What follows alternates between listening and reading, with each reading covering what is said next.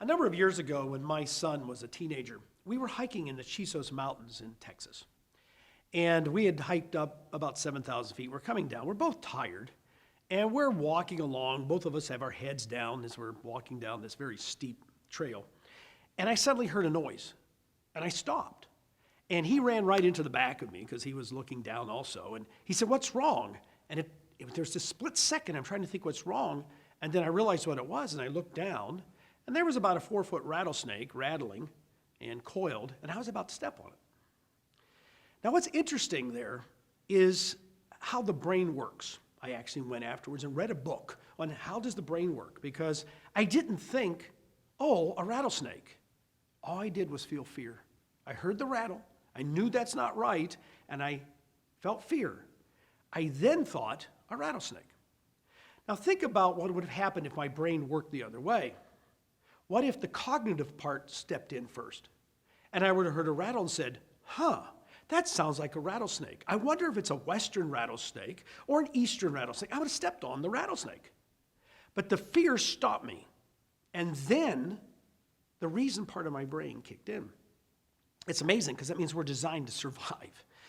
You know, when you're in a car and you're driving and a guy starts to swerve over, you don't say, "Hey, look, that guy's swerving into me." You react, usually out of fear, and then you say, "Wow, he almost swerved into me." Now, between those two things that happen in your brain, it's just a millisecond. But it's very important which happens first. The emotion causes you to react, and then the reasoning tells you what to do. Here's the problem.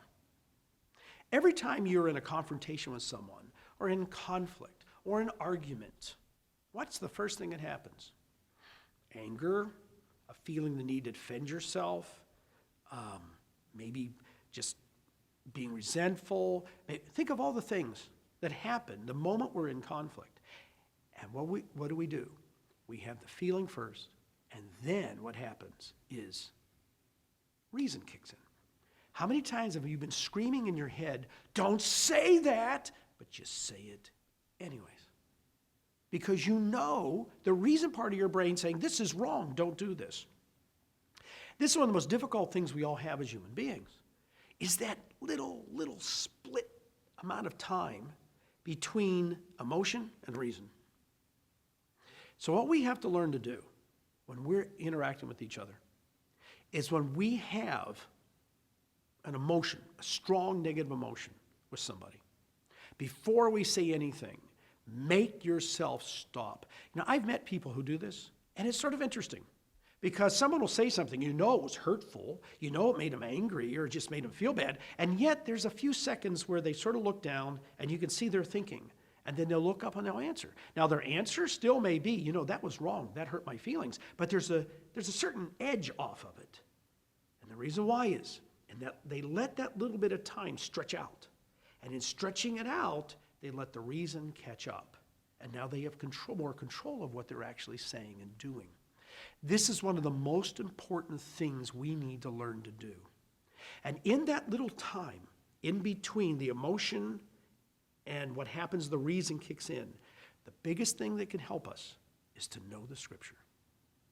Daily reading that Bible, so that what happens in between the emotion and the reason and the response is a scriptural answer, a prompt from God that comes into your mind and says, this is what you should do, or don't do this, or here's how you handle this. This is what Jesus would have done. It's there.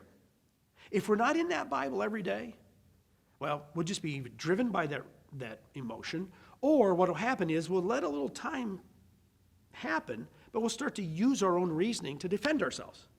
We'll self-deceive ourselves. What we have to do is have the Bible there, have that knowledge, that wisdom from God there in our minds, so that it pops in and becomes the prompt. So next time you're about to get into an argument, or someone has really hurt you, and you're going to respond with crying, or whatever. Before you respond, take a few seconds. It's like they tell children all the time. Put your hands together, take a couple of big breaths. Well, do that mentally. Calm yourself down. And in that time period, let the Bible, let God tell you what to reason, and reason out your response. you're going to find you have a whole lot less negative conflict. And even if the other person doesn't do that, you're going to have better control of yourself and be happier yourself. That's BT Daily. Join us next time.